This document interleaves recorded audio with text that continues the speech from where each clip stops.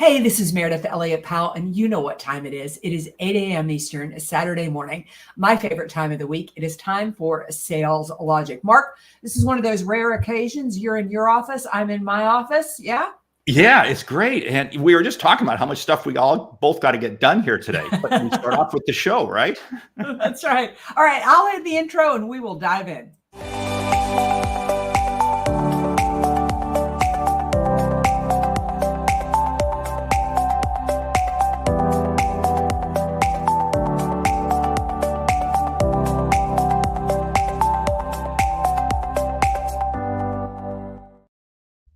Again, welcome to Sales Logic, the show where we dive into the strategy, discuss the steps, everything that you need to know to sell effectively and logically. Now, before Mark tells you what we've got on tap for today, I like to tell you how the show works. We want you, the audience, to be a part of the show. So go to saleslogicpodcast.com, write your question in there, and we're probably going to feature you right here on the podcast. We cover a hot topic. We recommend a book, and because we want you to leave with return on investment, we have a lightning round. So, Mark, what is up for today?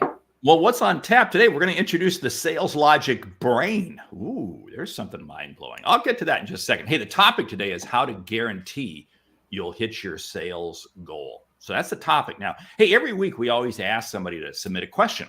Well, we've come up with a really cool tool for those of you who are in the Sales Logic Mastermind. You now have access to the Sales Logic brain. What's Sales Logic brain? It's getting inside of Mayor's head and getting inside of my head. And so what I did was, just before we started the show, I dropped the question. The question is, I barely hit my sales goal last year. In fact, 3 times during the year, I was struggling to hit quota. I work so hard. I'm at the office early, make calls all day, push my clients to get the deal to close. I can't take another year under this level of pressure. What am I going to do? What am I doing wrong? That comes from Gretchen in Panama. So I dropped that into the Sales Logic brain. And this is really cool. First of all, our Sales Logic brain comes back where it actually gives you articles, podcasts, videos of both you and myself that person can watch to gain more insight. But here's a summary. It says, hey, you're struggling with time management and prioritization. I'm not going to read the whole thing, but it says, you have a challenge of managing your energy, not just your time. So it says, hey, you got to be taking a look at your health and your personal life. Now, that's some of the stuff on the personal side. Here's what it talks about from the business side. And I love this. The importance, you have highlighted the importance of managing customer expectations. You're getting ahead of yourself. Instead of promoting immediate results or responses, it can be beneficial to communicate realistic times to your customers.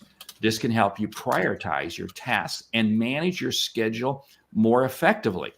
Another key point brings out is, how are you using your tools like your CRM? And here's a piece that I love it. I love what Sales Logic Brain says. It says, you got to be leaving time on your calendar for white space, for opportunities that arise, because you're not doing that. As a result, when opportunities arise, you don't feel you have the bandwidth to cover them. Your attitude towards your work and your time management skills can greatly influence your sales performance. It's important to view challenges as opportunities and to maintain a positive attitude. Yes, I love it. I love that response. All right. So we're just going to turn the show over to Sales Logic Brain from here on and sleep in now on Saturday morning. Right? That's right. So Natalie and Roberta, go out to the Sales Logic podcast. Check out the brain. Ask any questions you want to ask in there. So the question on the table today, boy, this is such an important question, because there is nothing more painful than working your tail off and struggling to hit your sales goal. So, gosh, there's so much I want to talk about around this. Number one is, if you want to hit your sales goals, you have to have a sales process. You have to decide what it is, the behaviors, the steps that you are going to take in order to hit that sales process. I'll just give you an example. Is that, number one, you've got to identify that ideal customer profile. I mean, if you're going to make sales calls, I always tell my clients, it's the most expensive thing you will ever do, because you put a lot of time, energy, resources, and expense into it. But until you land a deal, you don't make any money at all. So aiming at the right target is really, really important. then you need to determine how you're going to engage with this client. Where are you going to network? How are you going to begin building the relationship? And how many of those behaviors will you do a week? For example, or, maybe you're in a local community, or you go to a trade show, or you do it on LinkedIn. I don't know where and how you connect with people. Then there's a part of the sales process that is the physical sales calls, those cold calls, those follow-up calls, those continuing to nurture the relationship calls, your follow-up plan. How many proposals do you need to write a month in order to achieve that goal? How many will you lose? How many do you need to win? I need to write 4 a month. I like to lose 2 because that tells me that I'm charging enough, and I need to win 2 a month in order to achieve my goal. So that was a really quick, but in essence, you need a sales process. And it comes down to having the metrics to know what to measure. One of the things that I think Gretchen is struggling with is because I'm not making my number. She chases anything and everything. Yeah. When you are under this kind of stress, you have to be prepared to say no. And that means there are opportunities that you're not going to chase after. When you're behind numbers, everything looks like it is winnable. No, it's not. Focus your effort, because here's the thing. If you listen to what Mary was saying, it's about being efficient with your time. So when you have these prospects that you're going after, you have these customers, you're looking for that commonality. This is why we stress so much on this show, the ICP, or ideal customer profile, because there are tools, there are things, there are statements, questions, et cetera, that you use for one prospect that you can turn around and use for another prospect. It's about efficiency of your time. The greatest priority that any salesperson has, or shall I say, the thing that they're most stressed the most, it's not their customer list, it's not what they sell. It's their time and how they use time. And Gretchen, I'm gonna challenge you, Gretchen. How much would you freak out if you said you're going to take next week off? You would probably freak out, right? I know we all would. But you know what? Here's the whole thing. You have wound yourself up so tight around the axle. You've got to step back and breathe. Go back to what Sales Logic Brain shared with you in terms of managing your priorities and managing your health and your personal life. Because here's the other thing, and I see this so often. I know you see this a lot too.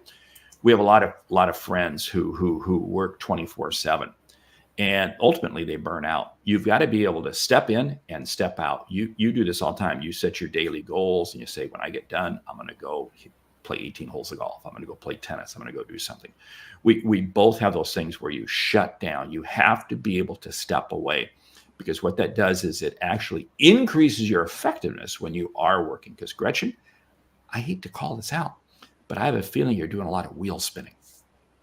Yeah, I love what Bryn is saying here. Making your sales goal starts with getting to hello faster. Great way to put it. And a high level of credibility. And nobody knows more about credibility than Bryn Tillman. Leverage your social proximity for referrals. Now, what Bryn means about that is that it basically, if Mark knows somebody, maybe Mark can connect me to that person. Understanding who's connected to whom on social media. Bryn, I did not know this, so thank you. Congratulations, Mark, on LinkedIn's top voice. Okay, and so what does that get me? A cup of coffee at Starbucks or what? I don't know. That's a big deal. Congratulations. Well, thank you. I got that. Yeah. Hey, this podcast, this show helps me create credibility out there. I want to jump back to something. And that is, Bryn talks about proximity and so forth. We all have a lot more leads than we realize. People always sit there and say, oh, I got a cold call. You know what? You have a lot more close in stuff. I'm always amazed at the level of contacts. There are people who you haven't touched base with in a year or two or so forth. Reach back out to them, touch base with them. Who can they connect you with? It is amazing. We have a much bigger circle. And again, what happens when we get stressed over not making our numbers, we tend to think that there's nothing working right for us. So then we go out to the hinterlands and try to find people wandering the street aimlessly and think they're going to buy from us. No, Stay in tight. Hey, Bryn, you're going to treat me to a cup of coffee? I'm game on because I'm still on my first cup here this morning. So, oh my God, that's amazing. I was just going to say, Bryn, if you're going to treat Mark to coffee, get ready because it is a bottomless cup. Yeah, go ahead. No, go ahead. So here's the thing about a sales process that I want to say. I mean, everybody who's listening to this, just throw a little mud at the wall. Decide who your ideal customer profile is, how many calls you're going to make, how many proposals you're going to write, how many you're going to lose. Then you're going to need to adjust that. Is that the thing about a sales process? There's two things I want to say. Number one is it has to be doable. If you hung out with me, you would see that I only make, I only give myself a goal of 3 sales calls a day. Sometimes I make a few more, but why is it limited to 3? Because that is what I can handle in my busy schedule. And consistency is everything. Think about this. I make 3 calls a day, 365 days a year. When I only make 3 calls, I have the energy for 3 calls. I'm into 3 calls. I can do 3 calls. Like I said, sometimes January was a weird month for me. I felt like the pipeline slowed down. So I doubled that. I made 6 every day. So you've got to be able to adjust your profile. Mark talked about tracking and measuring, is that if I don't get my 4 proposals written, my 2 won, then I got to go back and adjust my process, because you have to realize through no fault of your own, you didn't do anything wrong, but sometimes parts of your sales process break down. See, this is the whole thing. The key word that you said was not 3, it was consistency. Because you do it every day. Every day. I continue to scream that the number one habit, if salespeople could fix, that would change their business around, is just being consistent. And like you said, it's only 3. It's not like you're doing 20 or 30. No, it's 3, because that's the other problem. Too many times we get into trouble and we panic and we freak out and we start this major campaign. Don't start what you can't finish. I don't know too many people who I can call and make 1 call and suddenly they're buying from me. It just doesn't happen. I'm not selling pencils. I'm not selling erasers. It's going to take multiple calls, multiple contacts. So what does that mean? I've got to be able to maintain this consistency. So I can't sit there and drop 100 people into my pipeline on a Monday and think I can replicate that again on Tuesday. It's not going to happen. Yeah. On a number you can handle. Yeah, Mark, I know you say this and I say this as well, but sales is really a lifestyle. It isn't a task. And so, the same way that you brush and floss your teeth every day, the same way that you exercise every day, if you want to hit your sales goal, if you want to be guaranteed to hit your sales goal, you're going to need to make some calls every day. But with that, let's assume that that it's the end of first quarter and I haven't hit my goal. I'm not closing enough proposals. What I'm going to do, if I want to guarantee that I'm going to hit my sales goal, I'm going to go get somebody like Mark and I'm going to say, hey, can I walk you through what I'm doing on a regular basis? Will you listen to me make a call and maybe see what I'm doing or what needs fixed?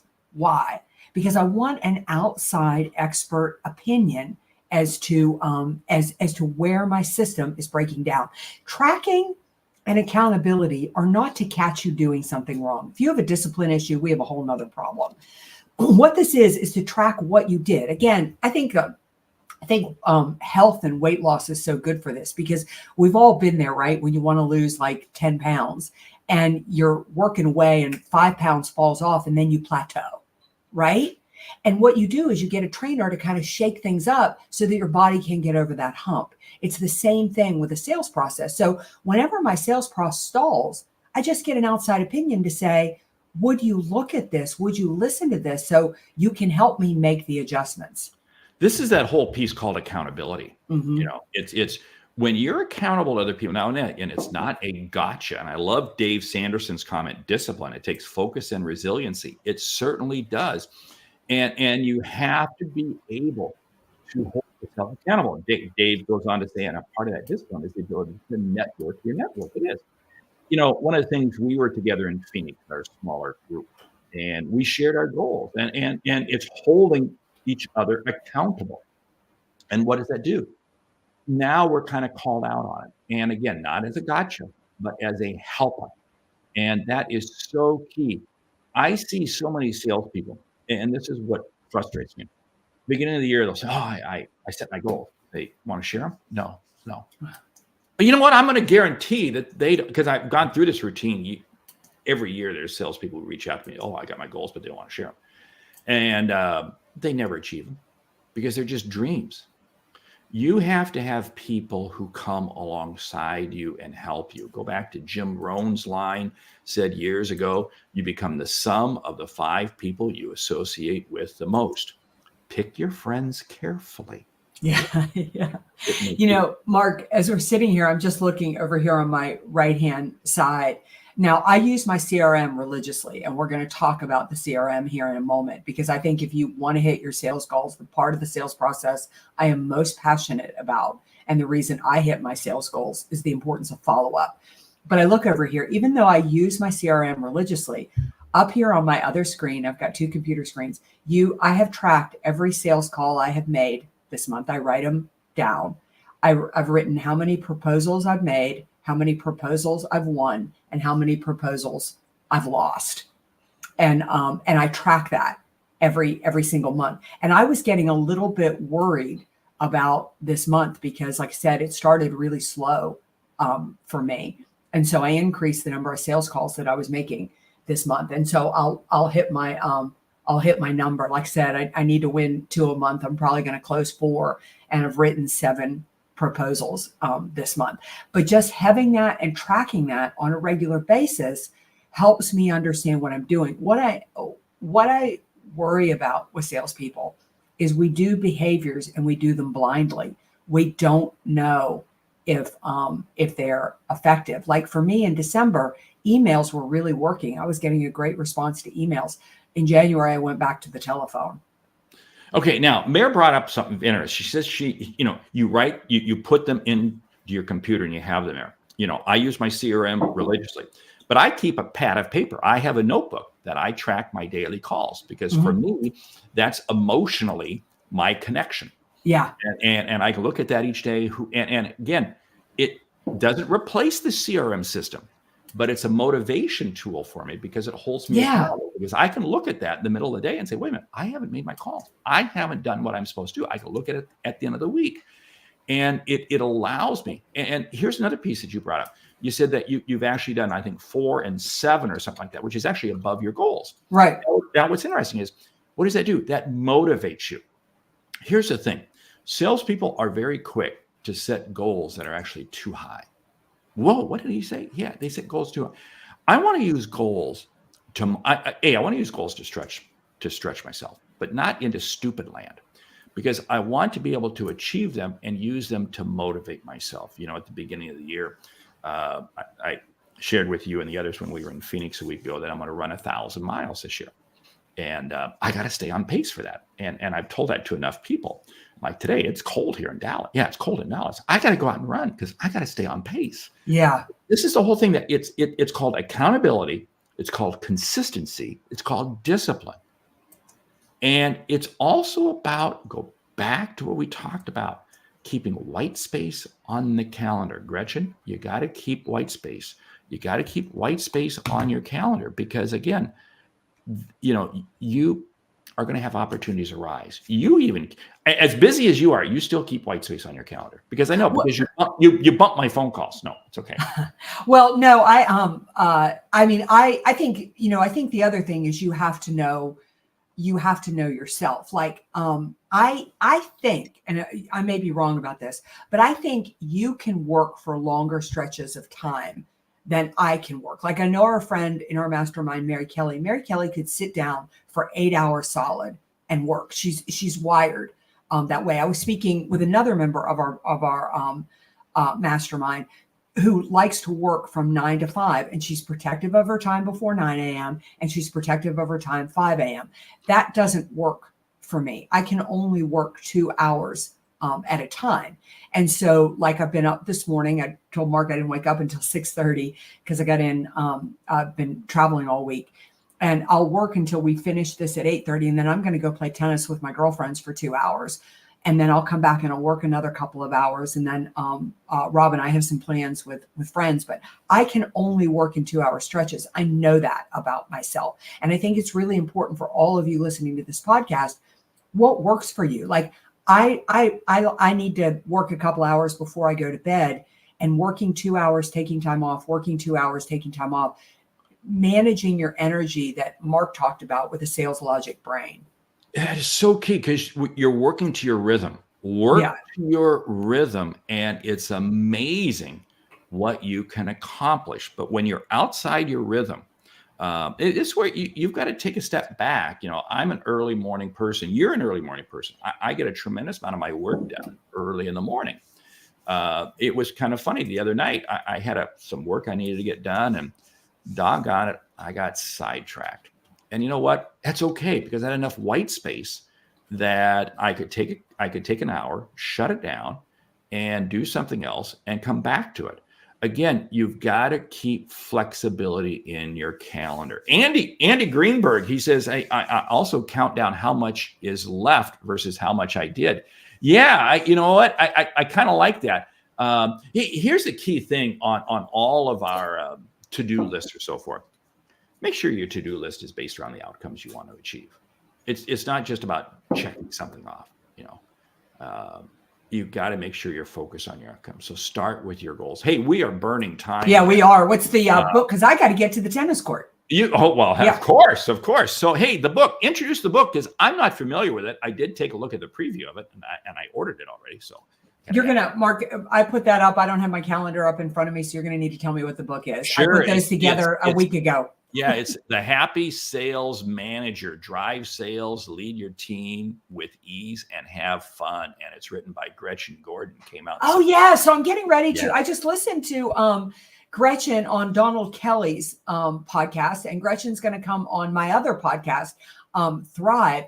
And it literally, I love, I spent about an hour talking to her. I just love the idea of the happy sales manager, in the sense of, what do you need to do in order to be effective to lead a sales team? But what I love about the book, because I just finished it, is it's great information to lead yourself. If you want to know how to hit your sales goals this month, this is great information on how to lead yourself. It's a fairly new book. Gretchen just put it out there, and check it out. It's an easy read. It's a fun read, and it's just a great approach to sales.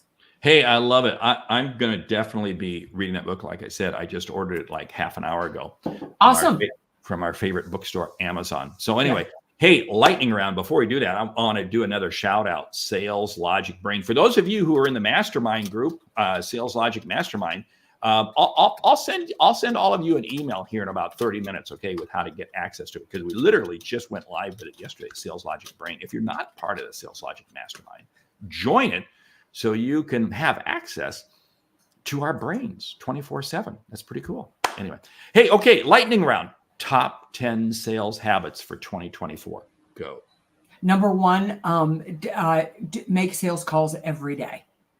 2, I'm going to add on that. It's consistency. Whatever your plan is, stick with it every day. Do not deviate. Number 3, build your network. Invest in the relationships you need now. They're going to bring you return later. Number 4, have accountability. Have others who are going to come alongside and going to help coach you and lift you up, just as you're going to help coach and lift them up. Number 5, learn something every day. Listen to a podcast like Sales Logic podcast, or read a book. Like, invest in yourself. Manage your CRM. Make it as efficient a tool as possible. Your CRM makes money for you. Use it. Yeah. Get a group of people. Number 7, get a group of people around you that you meet on a regular basis and talk sales and are sharing ideas that you can go to when you're stuck and that you can help them be more successful. Establish what I call the 10 a.m. rule. 10 a.m. rule is by every morning by 10 a.m. you want to have accomplished something significant, because it's going to motivate you even further. Yeah. You do one more, I'll do one more. We'll close it down. Number 9 is establish a well-crafted follow-up system. The sale will happen in the follow-up, always happen in the follow-up. And number 10, never forget that your own time is the greatest asset that you have. Regardless how busy you are, make sure you keep some white space to always be able to explore and expand and maximize other opportunities. With that, we want to say, hey, thank you for listening to Sales Logic this week. If you like what you've heard, subscribe, rate, and review the show on your favorite podcast app. Something we've said has earned you a simple dollar. Consider telling a friend about our show, because it's how we grow when we help you grow. I'm Mark Hunter. And I'm Meridith Elliott Powell. Remember, when you sell with confidence and integrity, all of this uncertainty suddenly becomes your competitive advantage. And the sale becomes logical. All right. The last strategy I'm going to tell you, guaranteed to hit your sales goal. Join us at saleslogicmastermind.com. All right. Mark, I will see you back here this time next week. Mark's headed out to buy a car today. I can't wait to hear. Yeah, so a salesperson dealing with a salesperson. Yeah, I think that's going to be. I think that's going to be a great story. All right, we'll see you all back here next week. Bye.